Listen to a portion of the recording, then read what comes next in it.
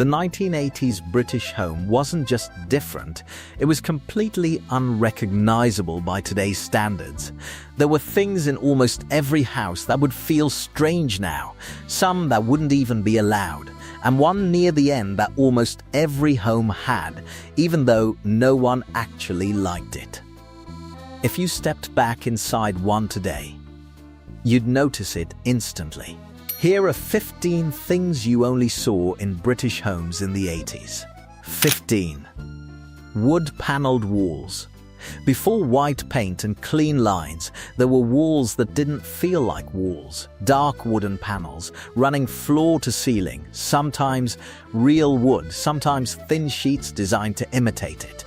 You could tell the difference up close. But from across the room, it didn't matter. They made rooms feel enclosed. Warmer, slightly dim, even in the middle of the day. Light didn't bounce around the space, it disappeared into the walls. Corners felt darker, even when the lights were on. And once they were installed, they stayed, for years. Because removing them wasn't simple, it meant tearing the room back to plaster, dust, mess, time. So most people didn't bother, they just adapted, hung pictures over them, placed furniture against them, let them become part of the background. And after a while, you stopped noticing them completely.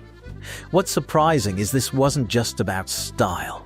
After the 1970s oil crisis, darker interiors became popular. Because people believed they made homes feel warmer and more insulated, even though scientifically, they didn't actually retain heat any better. But perception mattered. And for a time, dark walls felt right. 14. Patterned carpets everywhere. Carpets weren't subtle, they didn't try to blend in. They stood out.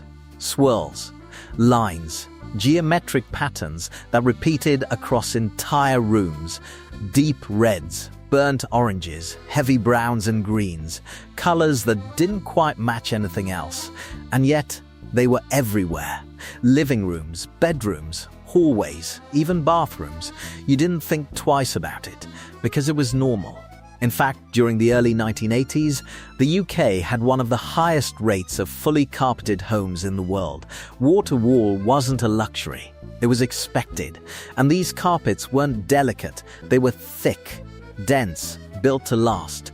You sat on them, played on them, lied down in front of the TV, sometimes ate on them, sometimes spilled things that never fully came out. And over time, they developed marks, paths, flattened areas where people walked the most. But they stayed. Because replacing carpet wasn't something you did often.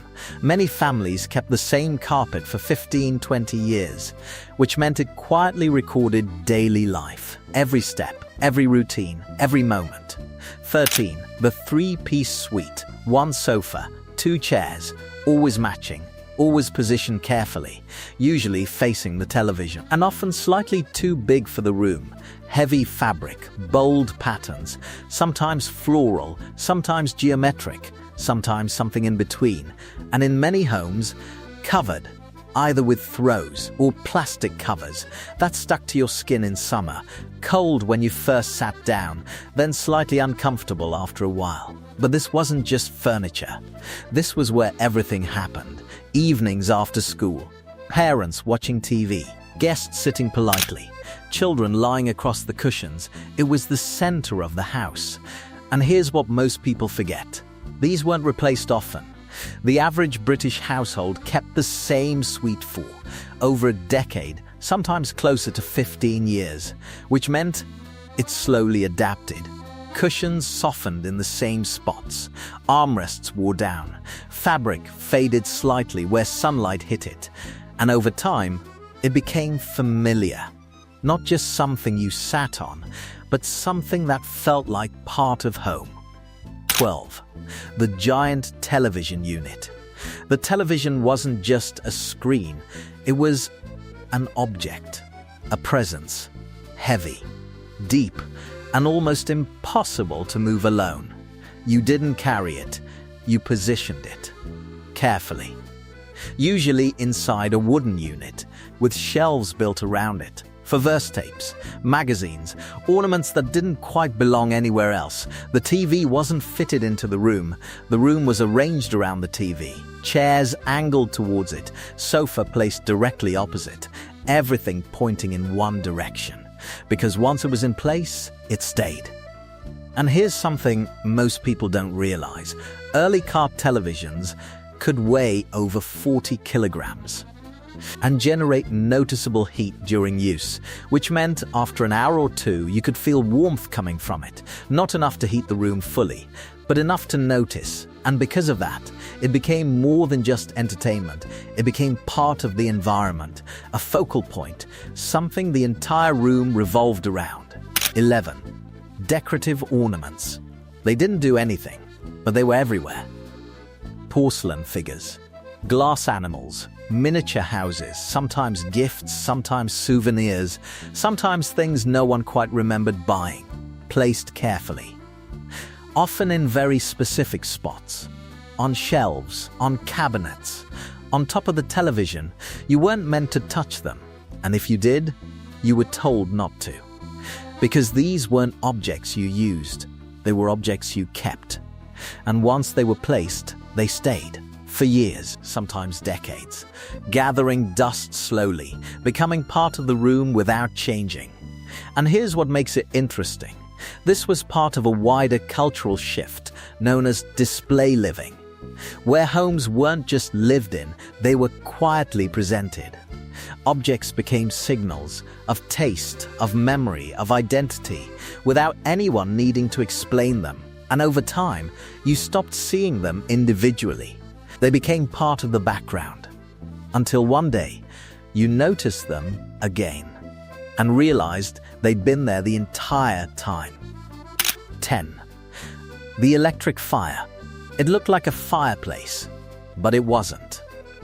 Glowing orange light, fake coals, a low hum. It gave heat, but more importantly, it gave focus.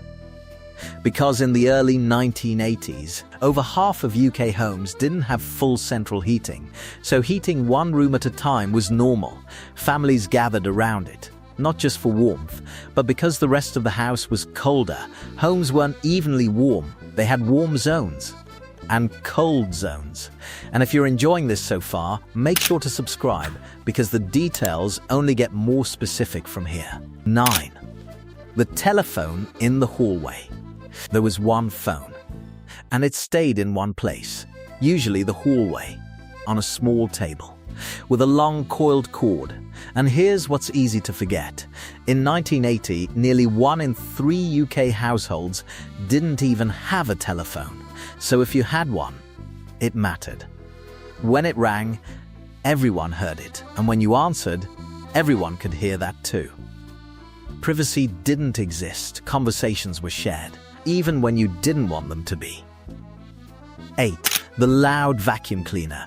Vacuum cleaners weren't quiet. They were loud, heavy, and dominant. When it switched on, everything stopped. Talking, TV, thinking. It filled the entire house. And here's the interesting part. Older vacuum cleaners were often significantly louder, because noise reduction wasn't a priority. Power was, which meant cleaning wasn't subtle. It was unavoidable. And when it stopped, the silence felt unnatural. 7.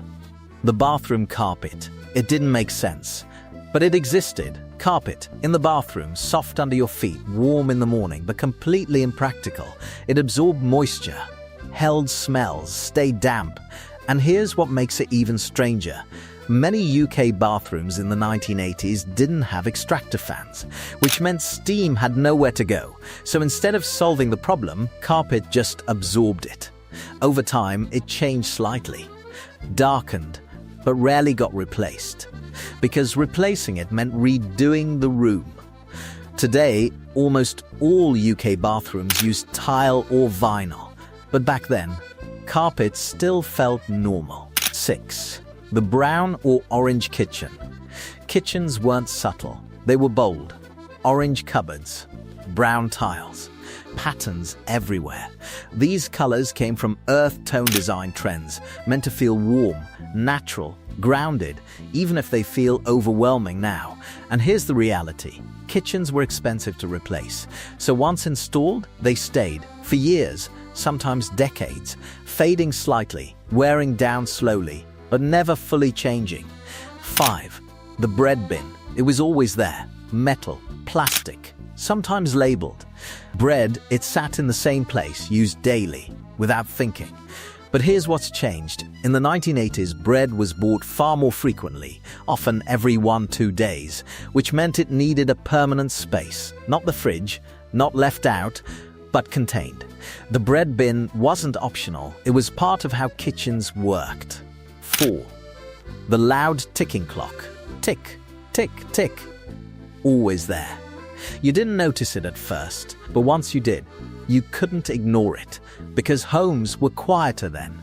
No background streaming, no constant notifications, and here's the detail. Mechanical clocks were physically louder than modern ones, which means that sound you remember was real. And once you noticed it, it filled the room. 3. Patterned curtains. Heavy, thick, pulled closed at night, opened in the morning. Always part of the routine. But they weren't just decorative.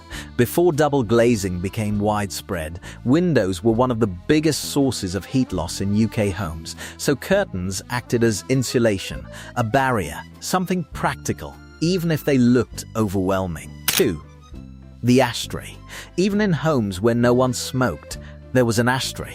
Because in the 1980s, around 45% of British adults smoked, nearly half, which meant smoking was everywhere, inside homes, around children, in everyday life. And because of that, homes were built around it. Today, that number has dropped to around 13%, which is why the ashtray, once everywhere, has almost disappeared completely.